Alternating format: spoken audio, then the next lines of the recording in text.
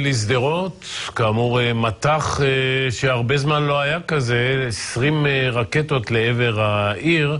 אנחנו שוב עם עדכון שלך, אלמוג.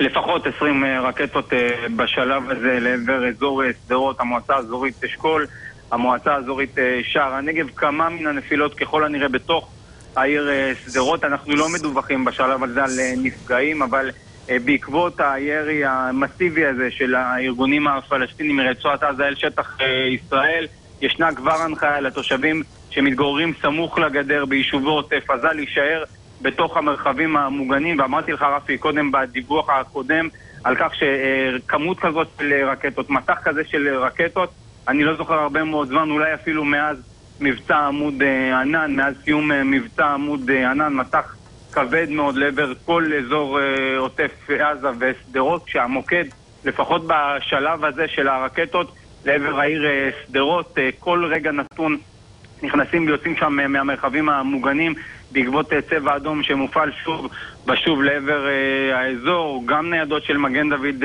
אדום, גם כוחות גדולים של משטרה, פיקוד העורף, כיבוי אש, כולם צורקים את האזור כדי לוודא שאכן אין נפגעים באירוע הזה. לפחות עד לרגע זה אני לא מדווח על נפגעים, אבל כן על כך שישנם לפחות כמה רקטות שנפלו בתוך תחומי העיר שדרות, ואולי גם בעוד כמה יישובים בעוטף עזה. כאמור ההנחיה נכון לרגע זה ליישובים סמוך לגדר להישאר בתוך המרחבים המוגנים, לא לצאת החוצה. באשר ליישובים המרוחקים יותר, אז צריך לשמור על ערנות גבוהה, יכול להיות גם נראה ירי של רקטות מעבר לטווחים האלה, אולי אפילו לטווחים של 40 קילומטרים. אנחנו מדברים על אשדוד, אשקלון, באר שבע וכו'. לפחות בשלב הזה לשמור על ערנות גבוהה, אבל מבחינתם אין הנחיה להישאר בתוך המרחבים המוגנים.